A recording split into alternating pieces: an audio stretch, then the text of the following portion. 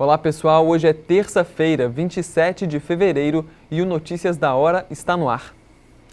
Um pintor identificado como Alexson Martins de Oliveira, de 42 anos, morreu eletrocutado na tarde de ontem quando trabalhava em um prédio que tem a lateral para a rua Fardelas, na Barra, em Muriaé. Segundo o Corpo de Bombeiros, por volta das 15 horas, Alex, como era conhecido, estava fazendo um serviço em um edifício no momento do acidente. O pintor ficou pendurado em sua cadeira e cordas sobre a rede elétrica, que passa próximo ao prédio naquela região. Segundo o sargento William, do Corpo de Bombeiros, o pintor recebeu uma descarga elétrica de 11.000 volts. A Polícia Militar e o Serviço de Atendimento Móvel de Urgência e Emergência também estiveram no local. A perícia técnica da Polícia Civil foi acionada e realizou os trabalhos de praxe. Os bombeiros informaram ainda que até o momento não é possível saber se o pintor passou mal ou se desequilibrou. A ocorrência está em andamento. Alexson é pai de 4 filhos e não era casado. Morava na rua Simeão Feres, também no bairro da Barra, e familiares e moradores do prédio acompanharam de perto a tragédia e lamentaram o ocorrido. O Departamento Nacional de Infraestrutura de Transportes, o DENIT, juntamente com a Prefeitura, interditou na tarde de ontem, segunda-feira, na Avenida Dante Bruno, no bairro Dornelas, uma obra sem autorização para construção na faixa de domínio do departamento. A empresa, um posto de combustíveis, não conseguiu autorização junto ao órgão federal e apresentou irregularidades na execução da obra e na ligação de sua rede de esgoto na rede pública. Devido a essas situações, uma ação conjunta entre o DENIT e a Prefeitura de Muriaé resultou no embargo da obra na tarde de segunda-feira. Servidores técnicos e administrativos do sistema prisional e socioeducativo de Muriaé, entre eles aqueles que atuam na penitenciária Dr. Manuel Martins Lisboa Júnior e presídio do Safira, aderiram à greve estadual por tempo indeterminado. Na Zona da Mata, servidores também entraram em greve nas unidades de Cataguases, Juiz de Fora e São João Nepomuceno. A categoria pede o cumprimento de um acordo que teria sido firmado em 2015 de equiparação do vencimento base dos trabalhadores com o de áreas correlatas da Segurança Pública de Minas Gerais, como servidores administrativos das polícias militar e civil. Sem acordo, parte dos servidores prometem continuar com a greve por tempo indeterminado. Segundo o Sindicato dos Trabalhadores no Serviço Público do Estado de Minas Gerais, a paralisação teve adesão de cerca de 90% das unidades prisionais e socioeducativas do Estado. O Sindipúblicos estima adesão total de 70% dos servidores, já que 30% do efetivo devem trabalhar respeitando a lei. Os agentes penitenciários não participam do movimento. A Prefeitura de Muriaé está capacitando enfermeiros e nutricionistas das unidades básicas de saúde para que estejam aptos a realizar atendimentos aos pacientes em situações pós-operatórias ou com doenças crônicas ou degenerativas. O treinamento começou na quinta-feira, dia 22, no auditório do CDL. O trabalho será desempenhado pelas equipes da atenção primária junto com os profissionais do Núcleo de Apoio à Saúde Familiar para prestar atendimento humanizado aos pacientes da rede pública. O novo empreendimento da Companhia de Habitação do Estado de Minas Gerais em Muriaé será assinado pelo prefeito Grego. O evento foi aberto ao público e aconteceu no Teatro Zacaria Marques, na manhã de hoje. O projeto habitacional é uma parceria da Prefeitura com o órgão estadual e consiste em 48 apartamentos que serão destinados a servidores públicos municipais, bombeiros e policiais atuantes na cidade, a fim de realizar o sonho da moradia própria de várias famílias. O residencial terá estacionamento próprio, área de lazer com quadra poliesportiva e será construído no loteamento Vila Real, próximo ao bairro São Francisco, a poucos minutos do centro. Serão 4 prédios, cada um contendo 12 apartamentos, que por sua vez terão sala, cozinha, banheiro e 2 quartos. Esta é uma excelente oportunidade para que nossos colaboradores possam realizar o sonho da casa própria, morando em um bairro bem estruturado e de excelente localização. Mas não paramos por aí. Vamos buscar novas parcerias para construir um novo caminho de desenvolvimento para Muriaé, afirma o prefeito grego. O evento teve a presença do presidente da Coab Minas, Alessandro Marques, que anunciou datas para inscrições no programa habitacional e para início das obras. Na ocasião, também foram apresentadas outras iniciativas desenvolvidas pela instituição, como o cartão Coab Card para facilitar o pagamento de reformas e o lançamento da campanha de anistia de juros para pessoas com pagamentos pendentes junto ao órgão. O Brasil tem a segunda gasolina mais cara do mundo, aponta um levantamento. Especialistas dizem que os impostos pesam no preço final na bomba. Chegar no posto e pedir para completar o tanque? Não, os frentistas não têm mais visto isso.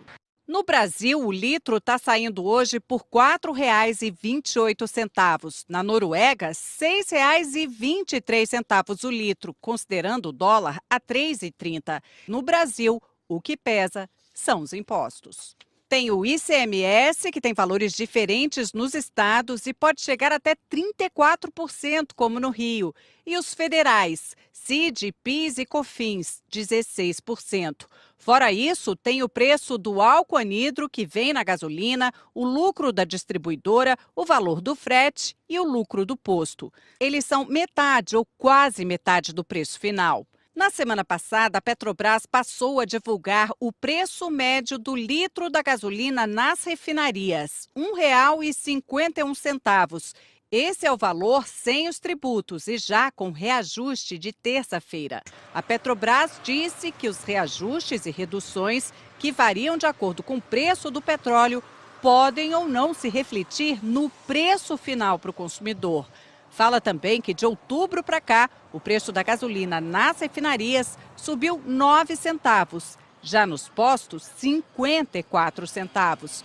E o que muita gente reclama é que é difícil achar oferta diferente. Esse mês, o governo pediu ao CAD, Conselho Administrativo de Defesa Econômica, para investigar uma possível combinação entre postos de gasolina. Termina no dia 9 de maio o prazo para tirar o título de eleitor, transferir o domicílio eleitoral, solicitar transferência para uma sessão de fácil acesso e regularizar a situação perante a Justiça Eleitoral antes das eleições 2018.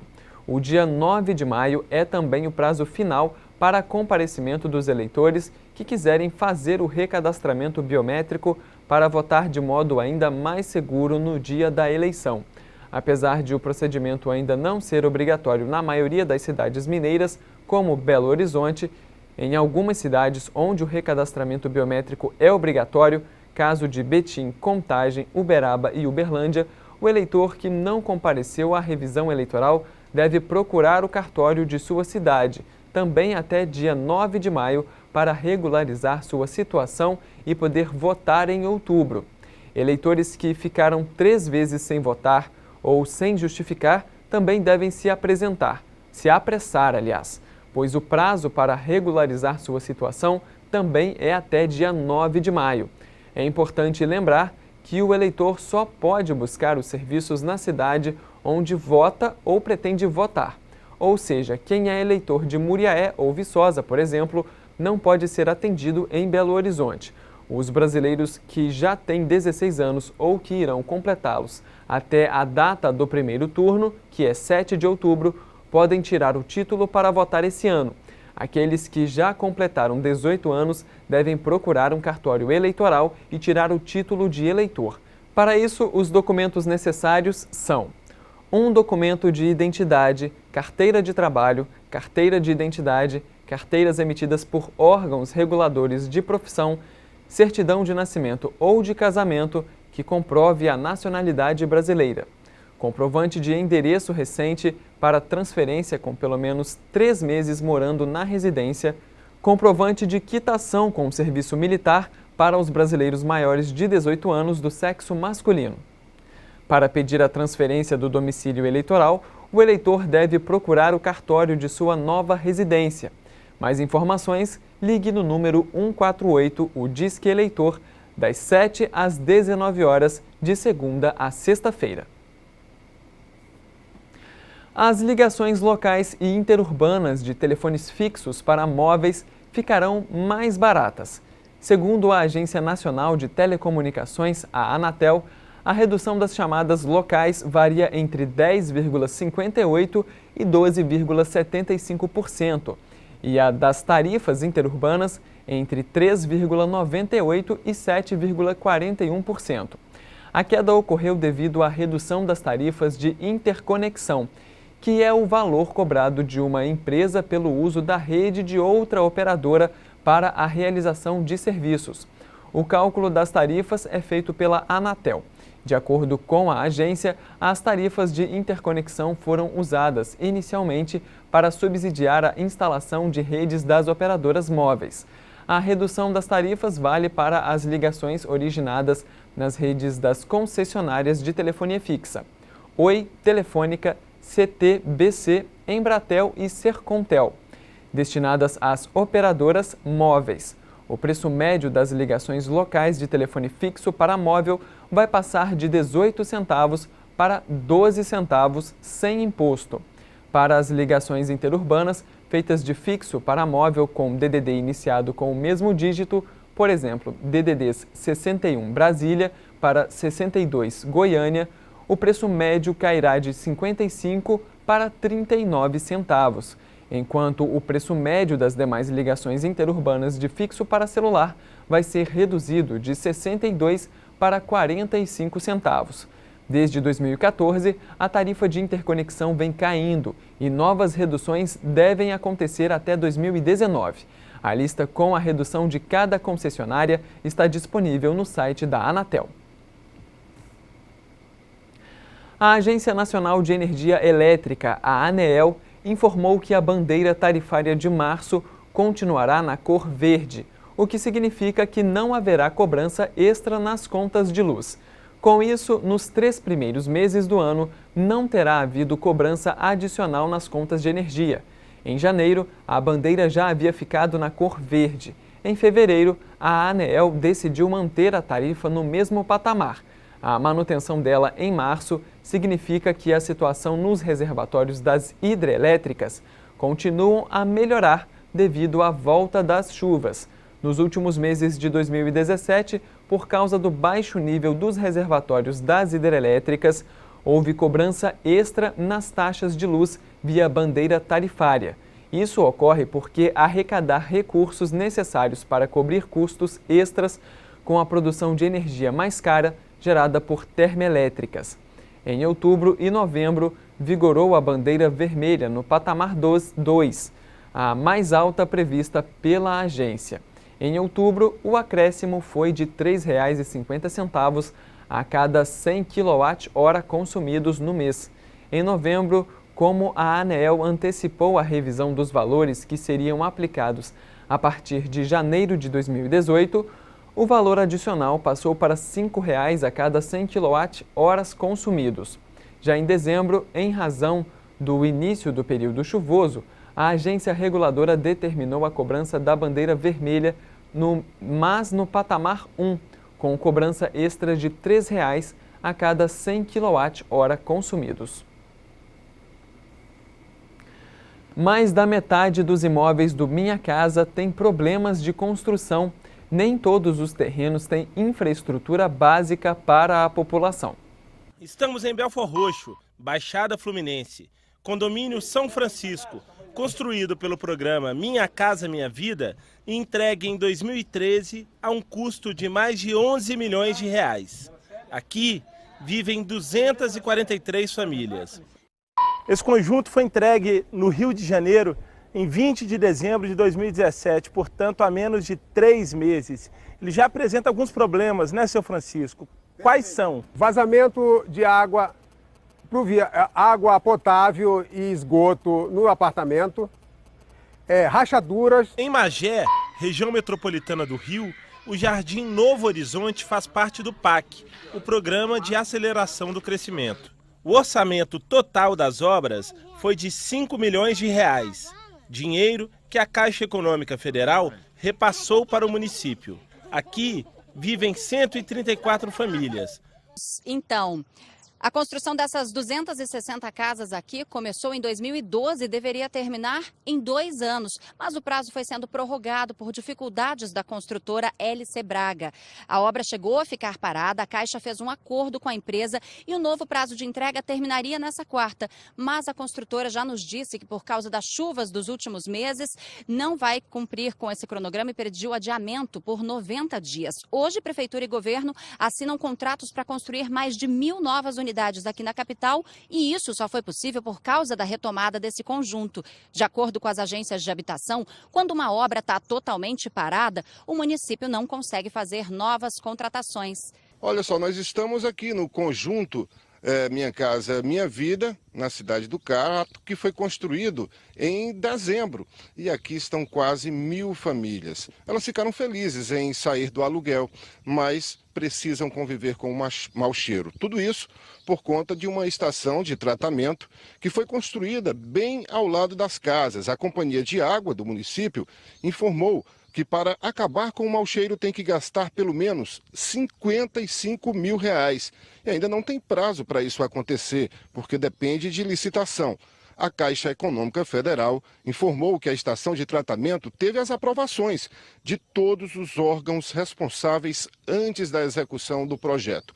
Enquanto isso, a Companhia de Água e Esgoto fica fazendo serviços paliativos, como a limpeza e a drenagem. Pelo menos 300 dos 1.400 apartamentos foram vendidos, alugados, cedidos para terceiros ou até mesmo abandonados. De acordo com a Prefeitura de Macapá, existem 3 razões para essas irregularidades. A primeira diz respeito aos moradores que esconderam informações na hora do cadastro e nem precisavam dos imóveis. Em segundo lugar, estão os idosos que não se adaptaram ao novo estilo de vida e acabaram retornando para suas antigas moradias. E em terceiro, estão as famílias que não conseguem arcar com as despesas, principalmente a conta de luz. Antigamente, esses moradores pagavam a taxa mínima, que é de R$ 26. Hoje, eles precisam pagar pelo que consomem. Ou seja, tem família pagando aí pelo menos R$ 300 por mês de conta de luz e eles acabam deixando os apartamentos. Este residencial tem 1.500 casas que foram entregues há apenas 9 meses e aqui o que não falta são problemas. É teto caindo, é casa alagada por causa de infiltrações, paredes rachadas e sem contar também com as ruas. Aqui nas ruas tem muitos problemas, como os buracos. Esse buraco aqui, por exemplo, ele apareceu por causa da tubulação que rachou devido às infiltrações e fez com que a rua cedesse.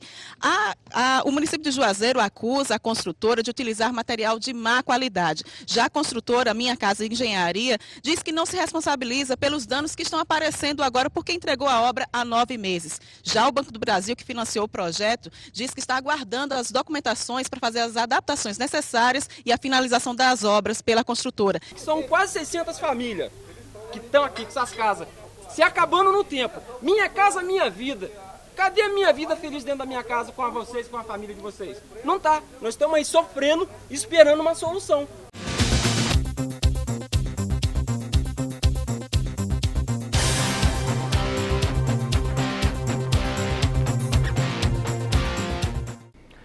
O Sistema Nacional de Emprego, o Cine em Muriaé, disponibiliza hoje um total de 9 vagas, sendo algumas das vagas para portadores de necessidades especiais.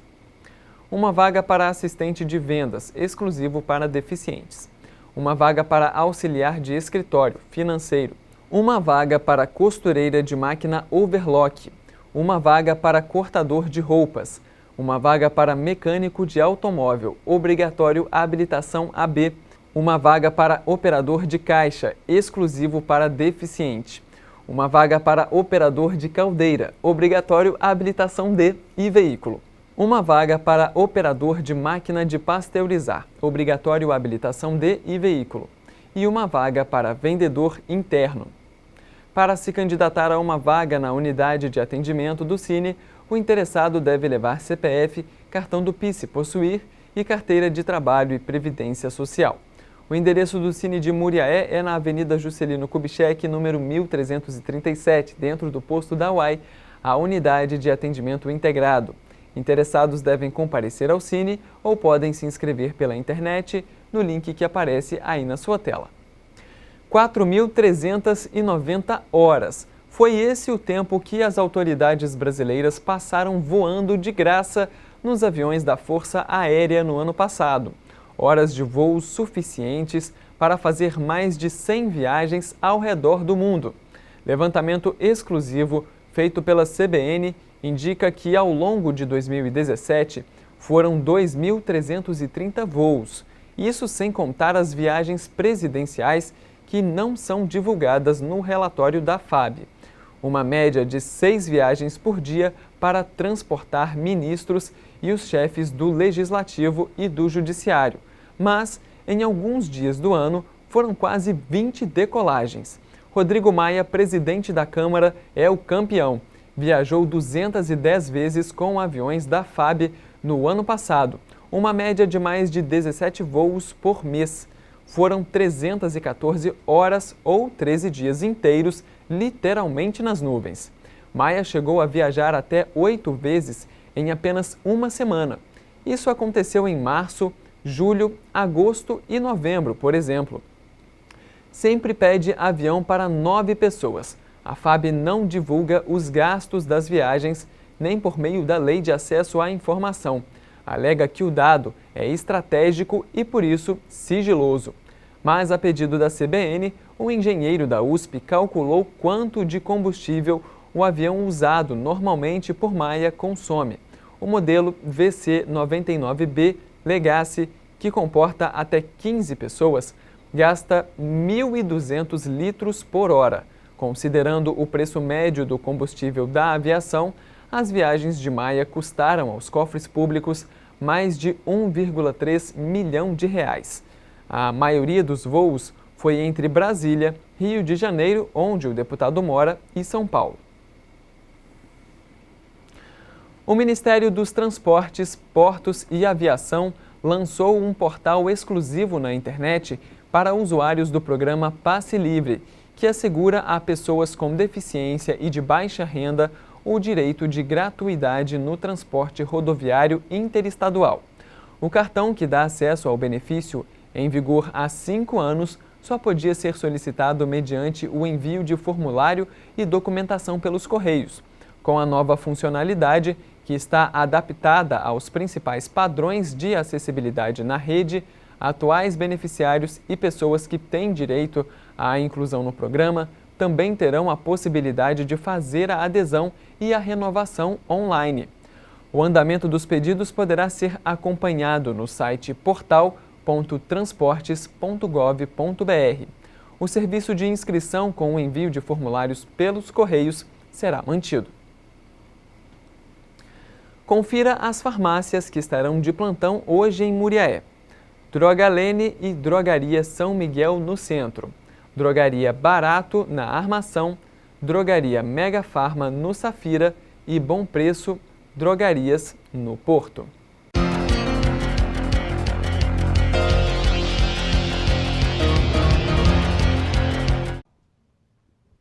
Um sistema de alta pressão vai se intensificar sobre áreas do Sudeste, diminuindo as condições de chuva. Mas, por outro lado, áreas de instabilidade vão manter o tempo instável sobre São Paulo, também o centro-sul de Minas e do estado do Rio de Janeiro. A região do Vale do Paraíba, sul de Minas Gerais, litoral norte de São Paulo e centro-sul do Rio de Janeiro, pegando a capital, vão ficar com muitas nuvens ao longo desta terça-feira e há previsão para chuva a qualquer momento do dia, com risco de chuva forte. O norte e noroeste do estado de São Paulo, também áreas da faixa central, como a região de Bauru, vão amanhecer com muita nebulosidade. Também há expectativa para algumas pancadas de chuva no período da manhã, que devem se estender até a noite, mas intercalando com períodos de melhoria. As demais áreas do estado de São Paulo, incluindo a capital paulista, Triângulo Mineiro, centro-sul de Minas, pegando a região de Belo Horizonte, também o norte do Rio de Janeiro e extremo sul do Espírito Santo, terão um dia de sol entre nebulosidade variável e há expectativa para pancadas de chuva entre a tarde e a noite. Todas essas áreas devem ter chuva forte que vem com raios e com rajadas de vento, mas ainda de forma isolada. O ar vai ficar abafado em toda a região sudeste do Brasil e não tem previsão de chuva sobre o norte de Minas Gerais e grande parte do Espírito Santo, incluindo a capital Vitória. A mínima prevista é de 20 graus em São Paulo e em Belo Horizonte. Máxima prevista de 31 graus no Rio de Janeiro e 33 graus em Vitória. Aqui em Muriaé, o dia vai ser de sol e aumento de nuvens. Pancadas de chuva à tarde e à noite. E as temperaturas variam entre 24 de mínima e calor de 33 graus. Em Leopoldina, o dia também vai ser de sol e aumento de nuvens. Pancadas de chuva à tarde e à noite. E por lá, as temperaturas oscilam entre 21 e 31 graus. Já em Miradouro, o dia vai ser de sol e aumento de nuvens. Pancadas de chuva à tarde e à noite. E os termômetros marcam 23 de mínima e 32 de máxima.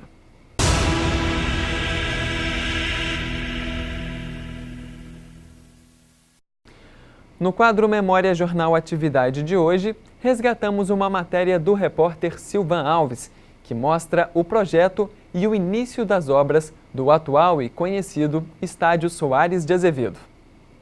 A diretoria se reúne mais uma vez, agora para apreciar o projeto do novo estádio do Nacional Atlético Clube. O projeto do engenheiro Jorge Feres mostra uma obra arrojada, baseada em estádios oficiais do país. De frente para a rodovia BR-356, saída para Itaperuna, o estádio terá uma avenida lateral e estacionamento que, somado ao interno, vai oferecer 400 vagas. A arquibancada coberta vai abrigar quase 4.000 cadeiras. A capacidade total do estádio é para 10.000 torcedores. Na parte superior, serão construídos 2 campos de treinamento e um ginásio coberto. E a produção do projeto arquitetônico animou a diretoria. O novo estádio do Nacional deve ficar pronto em, no máximo, 3 anos. A diretoria do Nacional fala da expectativa quanto à construção do estádio, que já começa essa semana. Ficou um projeto muito bonito e muito bom. Eu acredito que o povo de Muriaé, os desportistas de Muriaé, vão ter a mesma impressão. Nós que conhecemos, tivemos essa impressão de não ter na região um clube, um estádio igual a esse. O clube comprou esse terreno de 60 mil metros quadrados por R$400 mil e ainda tem 6.350 metros quadrados no antigo estádio nessa área nobre da cidade, Avenida Doutor Passos. É dali que o Nacional vai tirar a receita para manter esse belíssimo estádio, esse inigualável estádio, em se tratando de interior de Minas Gerais, certo? E ainda manter um time, divisões de base para formar atletas e um time para disputar a primeira divisão do Campeonato Mineiro. R$4 milhões estão disponíveis para a construção do novo estádio. Então a gente está fazendo também a saia, que é a parte que sustenta toda da arquibancada descoberta, né? Que é uma fundação bem grande. A sapata da fundação tem 1,40 m de largura, por 80, 90 centímetros de altura, uma base, uma outra saia depois que vem. E são obras gigantescas. Só para vocês terem noção, hoje a gente assusta por causa do tamanho da obra. Hoje a gente foi calcular na parte do CT, só a captação de água, que são as valetas que vão ser feitas na lateral do campo, para captar as águas. A gente fazendo os cálculos, são 9.600 tijolos daqueles de cimento, que é só para captar a água dos campos do CT. A coisa é muito grande, a obra é muito grande, vem sendo muito bem feita. Vocês podem ver, repararem que a sapata realmente do muro, a sapata, a parte de vigamento do muro é uma coisa muito bem feita, né? Então, dentro desse dinheiro que está incluso aqui, a gente já comprou todo o material, a 30 toneladas de ferro, que é para poder fazer os muros, para fazer aí está aparecendo um buraco ali, que é a parte da fundação da saia em torno da arquibancada. Aí a parte do campo de baixo, essa é a parte de cima, né? Isso, essa parte de cima. É. São os 2 campos. É o campo 1 de treinamento, lá no fundo é o campo 2. Ali atrás daquela caixa d'água ali vai ser construído ainda o departamento de futebol, né? Que da parte de treinamentos, né? Esses muros aí, se vocês repararem, vocês podem ver que esses muros, tá? Tem uma altura, são 3 metros de altura. E em torno de todo o estádio, toda a parte do estádio, onde tem as rampas que foram cortadas, feitas a terraplanagem, já está tudo gramado e a obra vem sendo executada, sendo que nessa semana nós estamos admitindo mais algumas pessoas que já estão admitidas, né? Estão fazendo exames médicos, tudo dentro das normas trabalhistas, as coisas estão muito bem feitas, quem esteve lá visitando, sim, podem ver que os equipamentos de trabalho, de segurança, vocês podem reparar aí, realmente a coisa está sendo feita com muita responsabilidade. Vamos para um breve intervalo e voltamos já.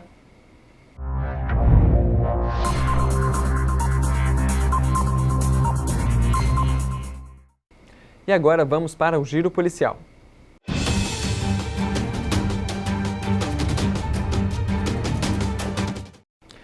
A Polícia Civil de Muriaé recuperou ontem um lote de 15 cabeças de gado da raça Girolando, furtado em São Francisco do Glória. Desde a data dos fatos, a Polícia Civil passou a realizar diligências visando recuperar o gado e identificar a autoria do furto.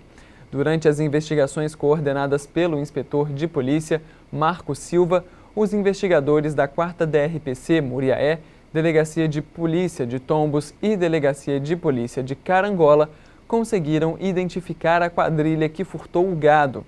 Na manhã de ontem, às 10 horas, uma equipe da Polícia Civil, chefiada pelo delegado Glauco Seguro, composta pelo inspetor de polícia Marco Silva e investigadores Ronaldo Ramos e Ned Correia, apreenderam as 15 cabeças de gado furtadas e mais um bezerro de aproximadamente 3 dias de vida, cria uma das vacas furtadas. O local onde o gado foi recuperado e o nome dos quadrilheiros estão sendo mantidos em sigilo pelos investigadores para não atrapalhar o desfecho dos trabalhos, ressalta a Polícia Civil. A Polícia Militar de Barão do Monte Alto recapturou ontem um foragido da Justiça condenado por tráfico de drogas que desde novembro estava sendo procurado. O fato aconteceu no distrito de Cachoeira Alegre, através de uma ação rápida da PM. O indivíduo foi surpreendido com drogas, maconha e cocaína. Um jovem de 24 anos foi preso na madrugada de hoje por tentativa de furto em Muriaé. Por volta das 5h30, a Polícia Militar foi acionada a comparecer à Avenida Juscelino Kubitschek, no centro, onde a vítima relatou que estava dormindo em seu quarto quando ouviu um barulho. Ao verificar, deparou com um indivíduo no interior de seu quarto, subtraindo objetos e colocando-os em uma sacola plástica. A vítima segurou e imobilizou o autor até a chegada da polícia. Com o criminoso foi encontrada a quantia de R$ 405, que a vítima reconheceu como tendo sido furtada de sua carteira. Durante a abordagem, o ladrão tentou passar um nome falso, porém os policiais foram até a casa dele e a própria mãe do infrator confirmou seu nome verdadeiro. Foi consultado no sistema que havia um mandado de recaptura em desfavor do mesmo. Ainda em relato à polícia, o meliante afirmou que acessou a residência após escalar uma obra em construção localizada ao lado do imóvel. Ele ainda confessou o crime. O autor foi preso e conduzido à delegacia de polícia para demais providências. Um homem de 34 anos foi preso na tarde de ontem, suspeito de envolvimento com o tráfico de drogas em Barão do Monte Alto. Por volta das 17 horas, durante a operação Batida Policial pelo distrito de Cachoeira Alegre, militares depararam com um indivíduo já conhecido no meio policial. Ao avistar a viatura, empreendeu fuga com uma sacola na mão, que posteriormente veio a dispensar em meio a um matagal. Ele foi perseguido e abordado. A sacola que ele dispensou foi encontrada. No seu interior, havia 20 papelotes de cocaína e 10 buchas de maconha. O autor confessou aos policiais apenas que dispensou a sacola. Ele foi preso e conduzido à delegacia de plantão em Muriaé. O sargento Souza, comandante do destacamento de Barão do Monte Alto, disse que a prisão foi efetuada devido ao trabalho de inteligência, ressaltando ainda que em menos de 20 dias foram presos 4 pessoas envolvidas com o tráfico de drogas no distrito. Na sexta-feira, a Polícia Civil de Minas Gerais prendeu em flagrante um ex-taxista de 42 anos, suspeito de tráfico de drogas no bairro Jardim Elida, em Ubá. O homem seria um dos responsáveis pela guarda do material ilícito. Durante a ação, foram apreendidos 1,5 barra de cocaína, 39 comprimidos de êxtase, uma pistola Taurus calibre 40, um carregador calibre 9mm, 5 munições calibre 40, uma balança de precisão, materiais para embalo de droga e um veículo Fiat. Conforme informações do titular da Delegacia Antidrogas e Homicídios em Ubá, delegado Alexandrino Rosa de Souza, na quinta-feira, dia 22, após a morte de um suspeito de tráfico de drogas de 30 anos, várias informações aportaram acerca da localização de materiais ilícitos que seriam de sua propriedade. Membros da organização criminosa estariam tentando mudar a localização do material após a morte de seu líder, com medo de represálias de grupos rivais, contou, explicando ainda que após a realização dos trabalhos de investigação e de inteligência, foi possível obter a localização de um dos pontos de armazenamento das armas e munições. Ainda segundo o delegado, a pistola apreendida era de propriedade de um subtenente da Polícia Militar no estado do Rio de Janeiro, falecido em 2014. Já o veículo possuía um fundo falso utilizado para a ocultação do transporte de drogas, além de apresentar indícios de adulteração. O material foi apreendido para análise pericial. O suspeito foi ouvido na 2ª Delegacia Regional de Polícia Civil em Ubá e encaminhado ao sistema prisional. A Polícia Militar de Além Paraíba apreendeu um revólver calibre 32 durante a Operação Divisa Segura, realizada na noite de sábado na BR-393. De acordo com a Polícia Militar, um jovem de 26 anos foi abordado enquanto mexia em um veículo Ford Fiesta, placas de 3 Rios do Rio de Janeiro. Durante a revista feita pelos militares, foram localizadas com o rapaz a arma de fogo e 10 munições dentro de uma mochila. O suspeito informou que trabalha como segurança em uma churrascaria e foi preso por porte ilegal de arma de fogo. Ele foi encaminhado para a Delegacia Regional de Polícia Civil em Leopoldina para as demais providências. As polícias Civil, Militar e Rodoviária Federal deram início na sexta-feira à Operação Migro, que tem o intuito de fiscalizar a divisa entre os estados do Rio de Janeiro e Minas Gerais, na região das cidades da Zona da Mata e Campos das Vertentes. A operação foi desencadeada após o decreto feito pelo governo federal da intervenção na segurança pública no Rio de Janeiro ter sido aprovada. De acordo com o chefe do 4º Departamento de Polícia Civil de Juiz de Fora, delegado-geral Carlos Roberto da Silveira Costa, a ação visa impedir a entrada na região de criminosos, fugitivos ou com passagens pela polícia. Cerca de 300 policiais e mais de 80 viaturas vão atuar nos trechos. Postos de fiscalização foram montados nas principais vias de acesso entre os estados, inclusive com a fiscalização do transporte ferroviário. Entre os 22 municípios que fazem divisa estão Juiz de Fora, Matias Barbosa, Leopoldina, Mar de Espanha, Simão Pereira, Rio Preto, Pirapetinga, Além Paraíba, Eugenópolis, Palmas e Tombos. Segundo o delegado, a fiscalização é a primeira ação a ser realizada, mas diversas outras operações ainda estão em fase de planejamento. O Serviço de Inteligência está planejando diversas outras operações. Não serão feitas operações todos os dias, mas o monitoramento será realizado 24 horas, sem previsão para acabar, informou Carlos Roberto.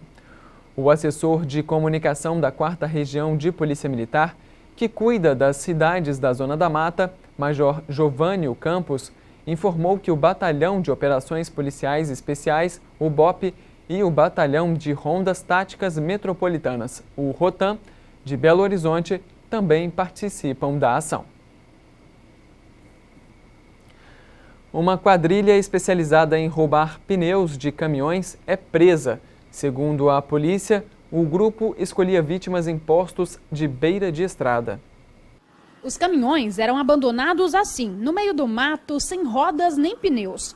Segundo a polícia, os criminosos escolhiam as vítimas em postos de gasolina de beira de estrada. Foi isso que aconteceu com o Celiomar. Ele teve o caminhão todo depenado. Parte da quadrilha foi presa numa borracharia em Araguaína, no norte do Tocantins. Também houve prisão em Sergipe. Jaqueline Silva de Andrade é acusada pela polícia de financiar os roubos e até de fornecer caminhões para o transporte de rodas e pneus roubados. O grupo atuava em pelo menos 6 estados das regiões Norte, Nordeste, Centro-Oeste e Sudeste do país.